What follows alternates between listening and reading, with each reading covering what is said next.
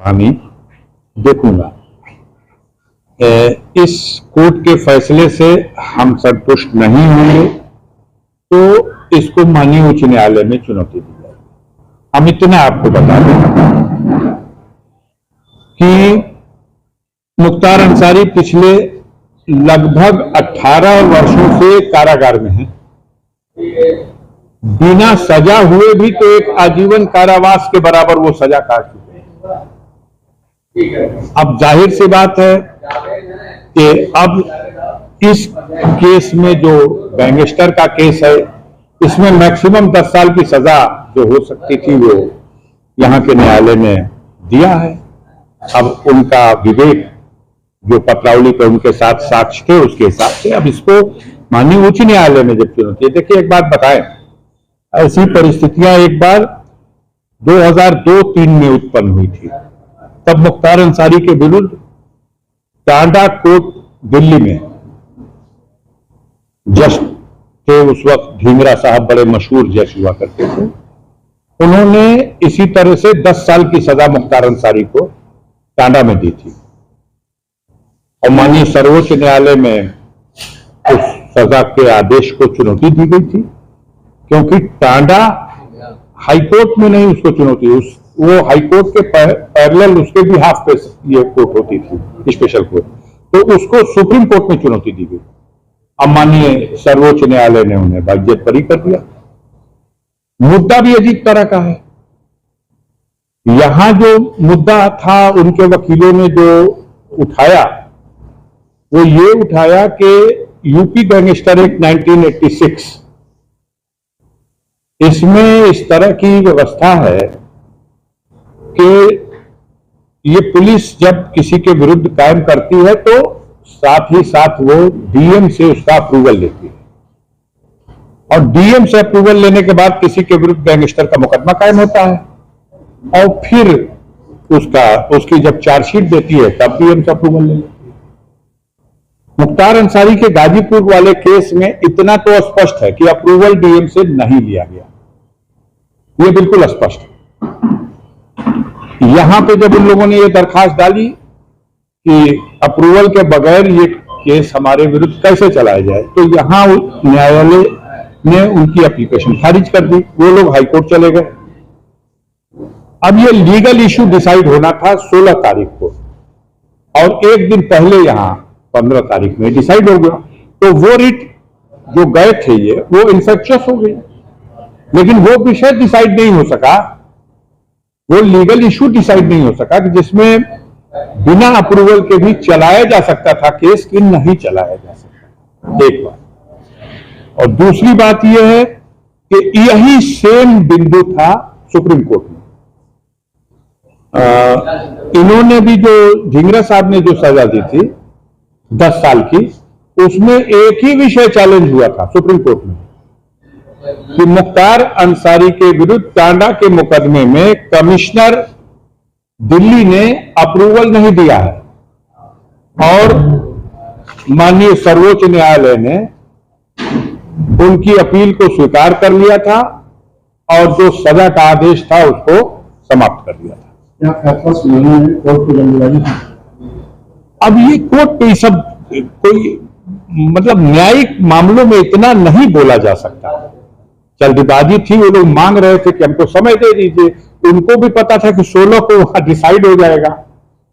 अब उसके बाद भी वो चूंकि पहले से तय कर चुके थे कि हम 15 को देंगे, 15 को दे दिए। एक फैसला तो आ गया और वो फैसला उनके सजा का आ गया।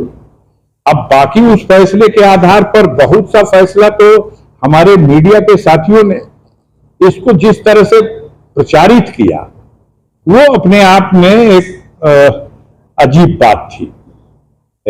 देश में बहुत से ऐसी कार्रवाइयां हो रही हैं, गाजीपुर में भी बहुत से केस ट्रायल हो रहे हैं, लेकिन स्पेशली मुख्तार अंसारी के मामले को जो हाईलाइट किया गया तो उसको मुझे यह लगता है कि कहीं ना कहीं इसमें राजनीतिक कारण भी मामले को हाईलाइट करने के लिए है। तमाम बयानात आए और लोगों ने उसके लिए खुशी मनाई, वो सब ठीक है, चलिए मुकदमे हैं और मुकदमे जब न्यायालय में हमें बस इतना संतुष्ट है कि किसी के विरुद्ध जब आरोप हो तो उस आरोप का परीक्षण न्यायालय में हो और न्याय के मार्ग पर जो उचित हो उसके हिसाब से उसका निस्तारण हो। लेकिन इस देश में वो लोग खुशी मना रहे हैं जिनको इस व्यवस्था पे विश्वास नहीं। अब गुड्डू भाई के ऊपर मुकदमा कायम हो जाए दंगा करने का, फसाद करने का, अब गुड्डू भाई अपने मुकदमे का विचारण कोर्ट में नहीं कराएंगे और अफजाल अंसारी पे मुकदमा कायम हो जाए तो डे बाय डे करा देंगे। ये सब जनता भी तो देख रही है, उसको भी तो लग रहा है कि कुछ अधिक हो रहा है, इफरात हो रहा है। देखा जाएगा। अभी तो जो एक बात है कि एक कोर्ट का निर्णय आया है और न्यायिक प्रक्रिया है, उसमें कोई टीका टिप्पणी का अवसर नहीं। अगर आपको वो फैसला अच्छा नहीं लगता है, उसमें जो विसंगतियां हैं, उसमें जो कमी है, उसको आधार बना के आप ऊपर के न्यायालय में जाइए। आप उस पर टीका टिप्पणी कैसे करेंगे? आपके वकील साहब ने बताया था कि देखिए, गैंगस्टर अपने आप में पैरों पर खड़ा होने वाला कोई अपराध नहीं, ये किसी दूसरे पैर पे खड़ा होता है। जैसे किसी के विरुद्ध एक मुकदमा है या किसी के विरुद्ध 2-4 मुकदमा है, तो जब गैंगस्टर का मुकदमा कायम होता है तब उसमें लिखा जाता है कि ये आदमी गैंगस्टर एक्ट में इसलिए इसके खिलाफ मुकदमा कायम किया जा रहा कि इसने फला जगह घटना की, फला जगह घटना की, फला जगह घटना की, इन घटनाओं में ये अभियुक्त है और इसलिए अभी ये बहुत सिलसिले से घटनाएं कर रहा, इसलिए इसके विरुद्ध हम गैंगस्टर एक्ट की कार्रवाई कर रहे हैं। आपने ये आधार बना के कर दिया। अब ये सच है कि 4 मुकदमे उसमें के छूट चुके थे और 5वां मुकदमा जो था अभी निर्णय नहीं आया था। ऐसा भी नहीं था कि उसमें वो दोषी पा गए थे, लेकिन अब इस मुकदमे के आने की वजह से हो सकता है उस मुकदमे में भी ये आधार बना लिया जाए या इसको आधार न भी बनाया जाए तो इस रोशनी में उसके निस्तारण पे सोचा जाए।